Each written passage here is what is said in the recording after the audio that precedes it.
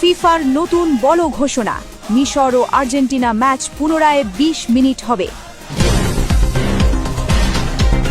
প্রিয় দর্শক, ফুটবল বিশ্বকাপের ইতিহাসে কি কখনো কোনো দল অভিযোগ করে ম্যাচ পুনরায় খেলার সুযোগ পেয়েছে? না, কখনো হয়নি। কিন্তু মিশর এখন ঠিক সেই অসম্ভবকে সম্ভব করছে। ৭ জুলাই আটলান্টায় আর্জেন্টিনার বিরুদ্ধে ৩-২ গোলে হারার পরদিনই মিশরের ফুটবল ফেডারেশন সভাপতি হানি আবু রিদা ফিফায় আনুষ্ঠানিক অভিযোগ দায়ের করেছেন। রেফারির ভুল সিদ্ধান্ত এবং VAR এর অসামঞ্জস্যপূর্ণ ব্যবহারের কারণে মিশর অন্যায়ভাবে বিদায় নিতে বাধ্য হয়েছে। শেষে বলবো এমন একটি তথ্য যা শুনলে আপনি নিজেই বুঝতে পারবেন মিশর কিভাবে অসম্ভবকে সম্ভব করে ছাড়ছে।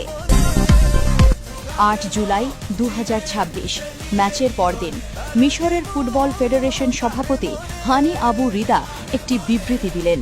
সেই বিবৃতিতে ফিফায় আনুষ্ঠানিক অভিযোগ দায়েরের কথা ঘোষণা করা হয়েছে। বিবৃতিতে বলা হয়েছে, বেশ কিছু গুরুত্বপূর্ণ ঘটনা গভীর উদ্বেগ তৈরি করেছে এবং সিদ্ধান্তের সামঞ্জস্য ও ন্যায্যতা নিয়ে গভীর প্রশ্ন রেখেছে, যা ম্যাচের গতিপথকে সরাসরি প্রভাবিত করেছে। বিবৃতিতে আরও বলা হয়েছে, স্থানীয় ও আন্তর্জাতিক ফুটবল বিশেষজ্ঞ এবং বিশ্লেষকরা ম্যাচের বিতর্কিত রেফারিং ঘটনাগুলি চিহ্নিত করেছেন। ফেডারেশন দাবি করছে, এটা বিশ্বকাপের মতো এত বড় একটি প্রতিযোগিতায় ম্যাচ পরিচালনায় সর্বোচ্চ মানের সততা, ন্যায্যতা ও স্বচ্ছতা বজায় রাখার গুরুত্বকে সামনে এনেছে। প্রিয় দর্শক, এখন সবচেয়ে গুরুত্বপূর্ণ প্রশ্নটা করি, মিশরের অভিযোগ ফিফা কি করেছে? ফিফার নিয়মকানুন অনুযায়ী কয়েকটি বিকল্প আছে।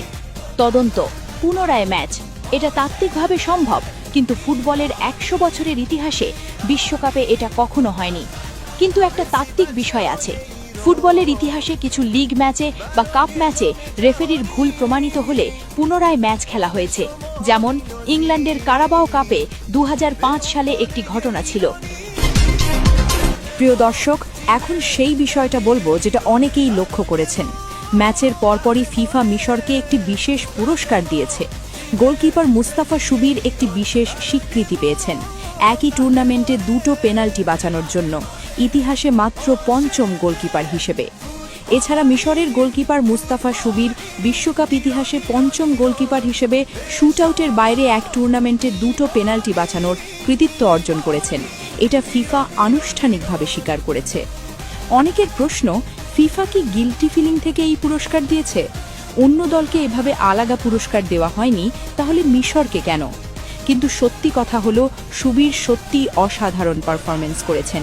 মেসির পেনাল্টি বাঁচিয়েছেন, অ্যালভারেসের পেনাল্টি বাঁচিয়েছেন, এটি একটি বাস্তব কৃতিত্ব। তবে মিশরের সমর্থকরা বলছেন, এই পুরস্কার দেখিয়ে দিচ্ছে ফিফা নিজেও জানে মিশর ভালো খেলেছে, কিন্তু তারপরও তাদের বিদায় করা হয়েছে। এই পুরস্কারটা কি সান্ত্বনা পুরস্কার নাকি সত্যিকারের স্বীকৃতি? আপনারাই বিচার করুন। প্রিয় দর্শক, মিডো যে কথাটা বলেছেন সেটা সবচেয়ে বাস্তব। মিডো বললেন, মিশর যদি আর্জেন্টিনাকে হারাতো, ফিফার জন্য সেটা হতো বিশাল আর্থিক ক্ষতি, কারণ মেসি টুর্নামেন্টে নেই মানে দর্শক কম, টিভি রেটিং কম, স্পন্সর আয় কম। এই হিসাবটা বাস্তব। ২০২৬ বিশ্বকাপ আমেরিকায় আমেরিকান দর্শকরা মেসিকে চেনে, ইন্টার মায়ামিতে খেলেছেন। মেসি থাকলে দর্শক সংখ্যা বাড়ে। ফিফা প্রেসিডেন্ট ইনফান্টিনো আর্জেন্টিনার কেপ ভার্ডে ম্যাচে যখন আর্জেন্টিনা হারার মুখে ছিল, তখন তাকে উদ্বিগ্ন দেখা গেছে বলে সাবেক মিশরীয় গোলকিপার আহমেদ সুবির উল্লেখ করেছেন। আবু ত্রিকা সরাসরি বললেন, ফিফা ফেয়ার প্লে নয়, ফিফা এখন ক্যাপিটালিজম প্লে। খেলোয়াড়দের আবেগ, কোচদের পরিশ্রম এসব বিবেচনা নেই, শুধু কোথায় বেশি অর্থ। এবং সাবেক খেলোয়াড় মিডো যোগ করলেন, মিশর ফিফার দুর্নীতির স্বাদ পেয়েছে। আমরা বছরের পর বছর বলে আসছি, ইনফ্যান্টিনো ফুটবলকে বিশুদ্ধ বাণিজ্যিক খেলায় পরিণত করেছে। মিশরের এই বিদায় শুধু মিশরীরা মেনে নেয়নি, সারা বিশ্বের ফুটবল প্রেমীরাও ক্ষুব্ধ। সামাজিক মাধ্যমে #JusticeForEgypt ট্রেন্ড করছে। কোটি মানুষ মিশরের পাশে দাঁড়িয়েছে। বিশেষত মুসলিম বিশ্বে মিশরের প্রতি ব্যাপক সমর্থন, কারণ একটি মুসলিম দল সাহসের সাথে বিশ্ব চ্যাম্পিয়নকে হারানোর পথে ছিল এবং তারপর এই বিতর্কিত পরিণতি।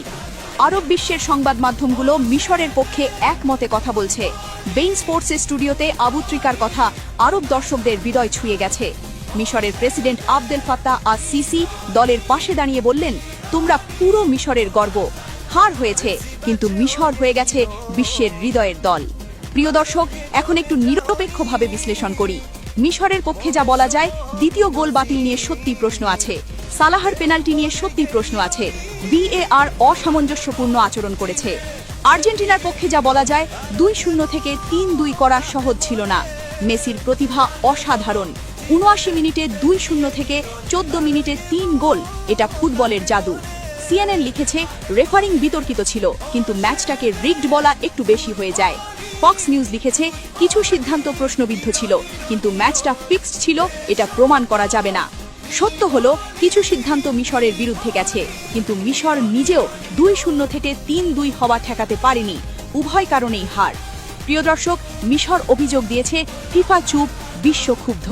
রেফারি ভুল করেছেন, এটা বেশিরভাগ বিশেষজ্ঞ স্বীকার করছেন, কিন্তু ম্যাচটা পরিকল্পিতভাবে মিশরের বিরুদ্ধে গিয়েছে কিনা সেটা প্রমাণ করা সম্ভব নয়। তবে একটা বিষয় পরিষ্কার, ফিফা যে বলে ফেয়ার প্লে, সেটা এই ম্যাচে দেখা যায়নি। ট্রাম্পের ফোনের রেড কার্ড বাতিল, ফরাসি রেফারি দিয়ে আর্জেন্টিনার ম্যাচ, VAR এর অসামঞ্জস্য, এসব মিলিয়ে প্রশ্ন ওঠাটাই স্বাভাবিক। প্রিয় দর্শক, আটলান্টার সেই ঐতিহাসিক মাঠের লড়াই তো শেষ হলো। মিশর বিদায় নিল আর আর্জেন্টিনা চলে গেল কোয়ার্টার ফাইনালে। কিন্তু ফুটবল ইতিহাসের পাতায় এই ম্যাচটি কি শুধুই একটি হার জিতের গল্প হয়ে থাকবে, নাকি ফুটবল প্রেমীদের মনে এটি আজীবন এক বিশাল প্রশ্নচিহ্ন হয়ে তাড়া করে বেড়াবে?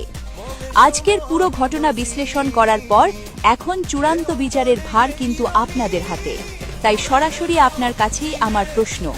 প্রথম প্রশ্ন, ফিফা কি সত্যি মিশরের মতো একটি লড়াকু দলের সাথে চরম অন্যায় করেছে, নাকি মাঠের খেলায় 2-0-তে এগিয়ে গিয়েও শেষ মুহূর্তে 3টি গোল হজম করাটা মিশরের নিজেদেরই ডিফেন্সের ব্যর্থতা ছিল?